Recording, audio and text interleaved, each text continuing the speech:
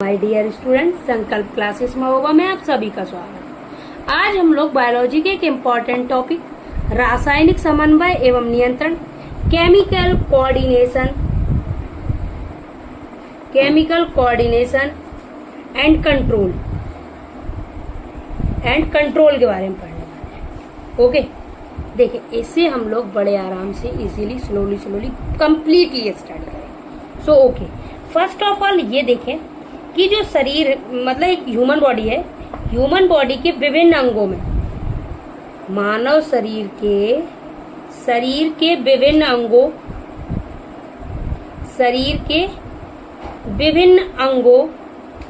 में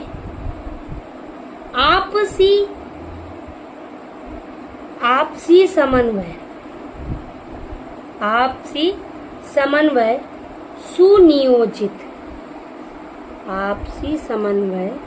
सुनियोजित रूप से बनाए रखना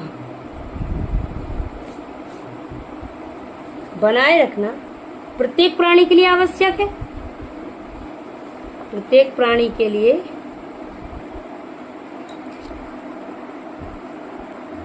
आवश्यक है। ओके, अब जो प्राणी शरीर का रासायनिक समन्वय किस तंत्र के अंतर्गत किया जाता है? प्राणी शरीर का रासायनिक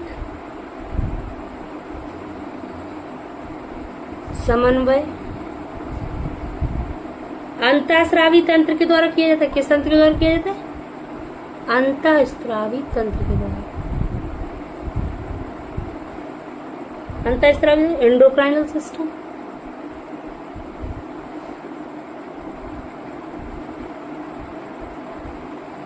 ओके, के द्वारा किया जाता है। अब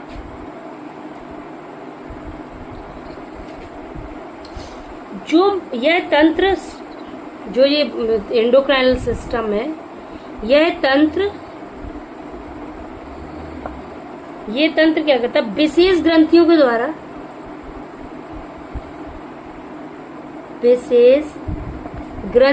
द्वारा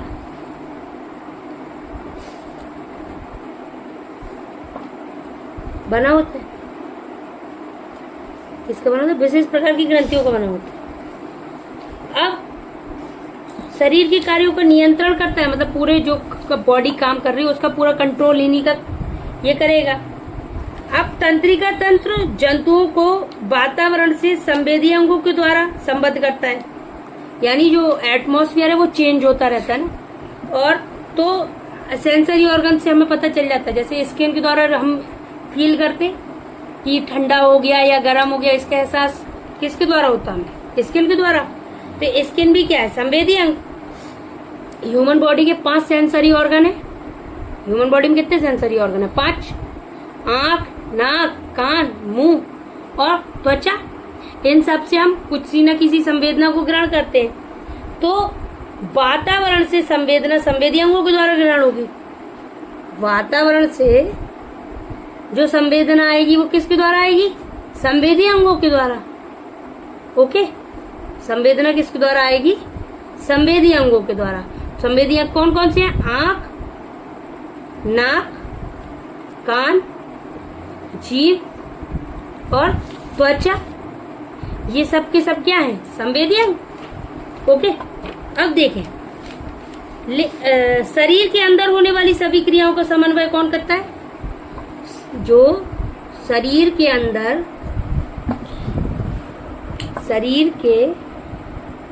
अंदर होने वाली क्रियाओं का समन्वय कौन करता है? तो उसका समन्वय माय डियर स्टूडेंट करते हो, उन्हें कहते हार्मोन। क्या कहते? हार्मोन।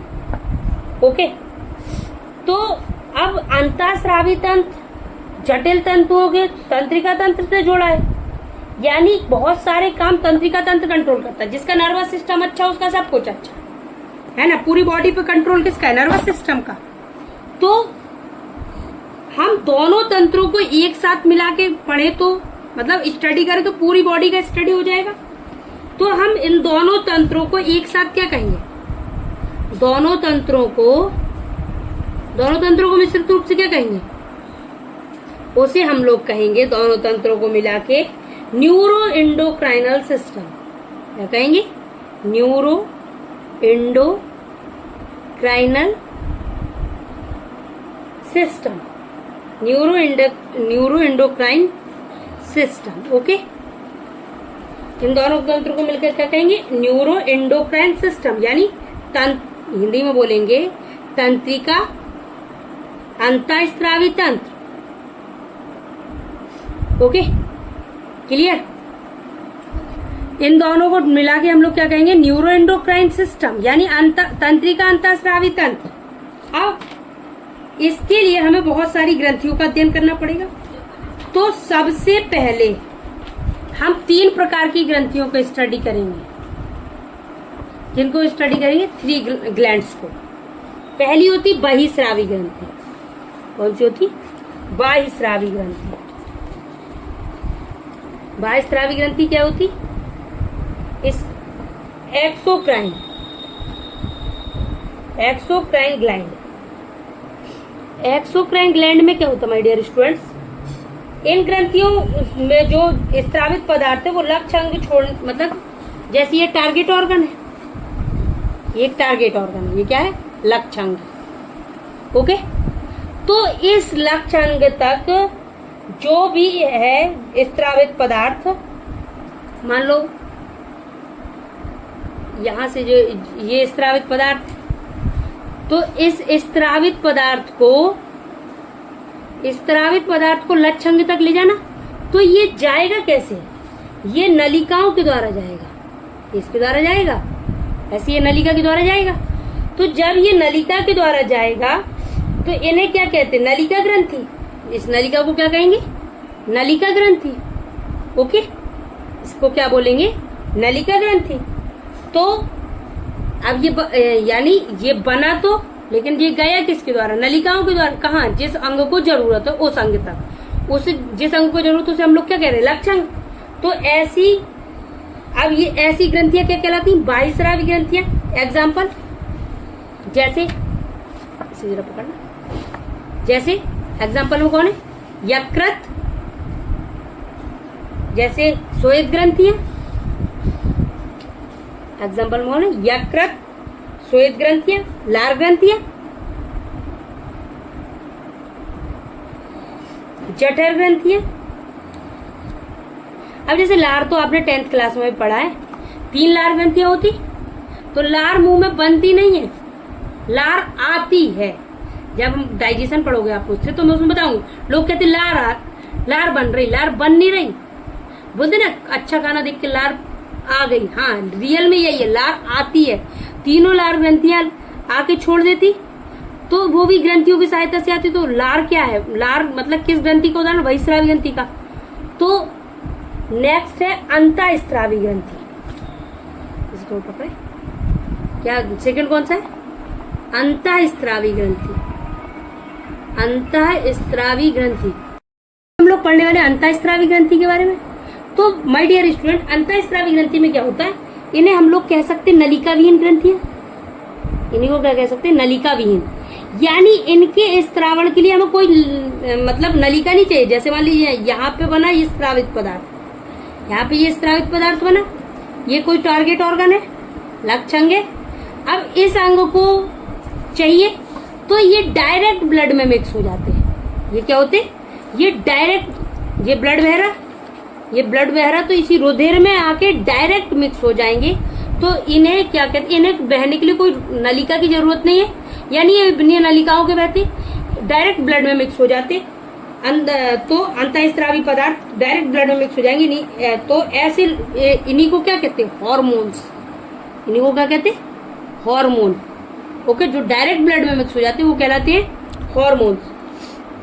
अब इसका एग्जांपल, जैसे पीयूष ग्रंथि से निकलते, जैसे पीयूष ग्रंथि, थायराइड ग्रंथि। थायराइड से कौन सा हार्मोन निकलता है, कैन यू कोई बता सकता है, थायराइड से थायरोक्सिन, एड्रिनल, सांप देखा दौड़ लगा दी, है ना। थाइमस, ओके, पीयूष ग्रंथि, थायराइड, एड्रिनल, थाइमस, ये सब किसके एग्जाम्पल हैं? अंतःस्रावी के। My dear student, last third ग्रंथि होती है मिश्रित ग्रंथि। कौन सी होती है? मिश्रित ग्रंथि। तो जो मिश्रित ग्रंथि होती है इसी को मिक्स ग्लैंड, क्या बोलेंगे? Mix gland. अब ये ग्रंथि क्या होता है? ये बहिस्रावी और अंतःस्रावी, ये बहिस्रावी, बहिस्रावी और अंतःस्रावी,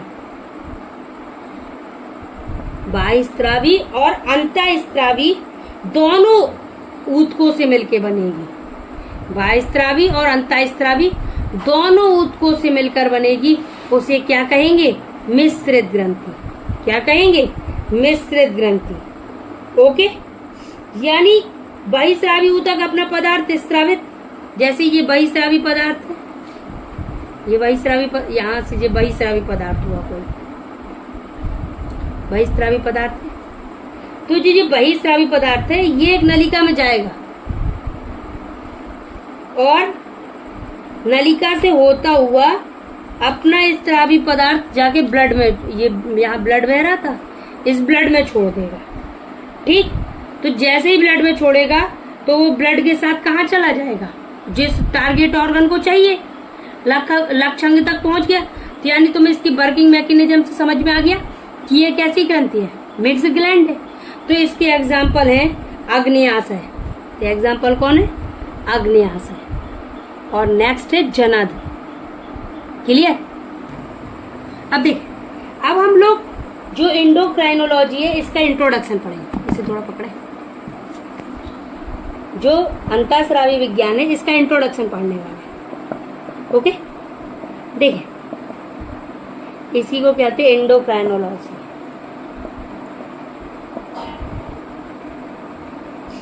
एंडोक्राइनोलॉजी। अब इसे माय स्टूडेंट्स, ये एक महान व्यक्ति थे, उनका नाम था क्लॉडी बर्नार्ड। क्या नाम था उनका? Claude Bernard. इन्हीं को कहते थे आधुनिक, क्लॉडी बर्नार्ड को ही कहते थे आधुनिक कार्यकी का पिता। आधुनिक कार्यकी का पिता बोलते थे। ओके, क्लॉडी बर्नार्ड को क्या कहते? आधुनिक कार्यकी का पिता कहते। और इन्हीं ने अंतःस्रावण शब्द का प्रयोग सबसे पहले किया था। इन्हीं ने सबसे पहले क्या किया था? सबसे पहले अंतःस्रावण शब्द का प्रयोग किया था। Okay, okay my dear student, आपको इतना समझ में आया? उसके बाद एक व्यक्ति आए, थॉमस एडिसन। कौन है माय स्टूडेंट्स? Thomas Edison. जो ये थॉमस एडिसन आए, थॉमस एडिसन ने कहा कि किसी व्यक्ति को, यदि हम किसी व्यक्ति की अधिवृक्क ग्रंथि के बल्कि भाग को नष्ट कर दें, जो अधिवृक्क ग्रंथि है, अधिवृक्क ग्रंथि के बल्कि भाग को हटा दें। किसको हटा दें? बल्कीय भाग को क्या करें? हटा दें। तो अगर हम इस बल्की भाग को हटा दें या नष्ट कर दें तो एक रोग हो जाता, पेशेंट को क्या हो जाता है? एक रोग हो जाएगा। उस रोग को क्या कहते? एडिसन रोग। क्या कहते? एडिसन रोग। अब एडिसन रोग कहते हैं। इस एडिसन रोग, थॉमस एडिसन के सम्मान में इस डिसीज को एडिसन डिसीज कहने लगे। ओके, अब इसी खोज के कारण एडिसन को हम लोग क्या कहने लगे? एडिसन को कहने लगे हम लोग अंतःस्रावी विज्ञान का पिता, father of endocrinology. Father of endocrinology कौन है? Thomas Edison. ओके, आधुनिक कार्यकी के पिता अगर कोई पूछे तो कौन है? क्लॉडी बर्नार्ड है। क्योंकि इनने सबसे पहले अंतःस्रावण शब्द का प्रयोग किया था। बाद में थॉमस एडिसन आए, उन्होंने बताया कि यदि अधिवृक्क ग्रंथि के बल की भाग को हटा दें तो एक डिसीज हो जाती, उसे कहते एडिसन रोग। इसी उपलब्धि के कारण हम लोग इन्हें क्या कहने लगे, father of endocrinology. Okay my dear students, अब देखें, यानी अंतःस्रावी ग्रंथियों का तंत्र होने के कारण, यानी जिसके अध्ययन अंतर्गत इनका अध्ययन करेंगे उस साइंस, उस विज्ञान की शाखा को क्या कहेंगे, अंतःस्रावी विज्ञान। ओके, तो अंतःस्रावी ग्रंथियों के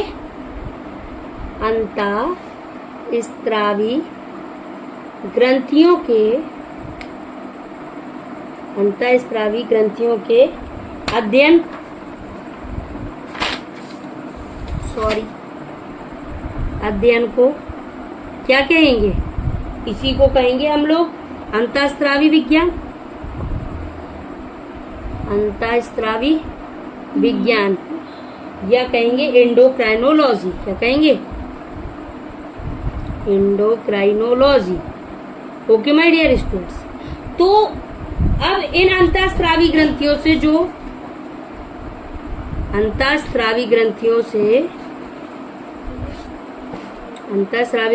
से जो स्राव निकलता, मतलब जो मटेरियल निकलता, उस स्राव को ही क्या कहते हैं, हार्मोन कहते हैं। क्या कहते हैं, हार्मोन। यदि आपको ये अच्छा लगा हो, यूजफुल लगा हो, तो ज़्यादा से ज़्यादा लाइक करें, सब्सक्राइब करें और शेयर करें। Thank you for watching me. Next class में हम इसे आगे कंटिन्यू करेंगे, हार्मोन पढ़ेंगे। Okay, thanks.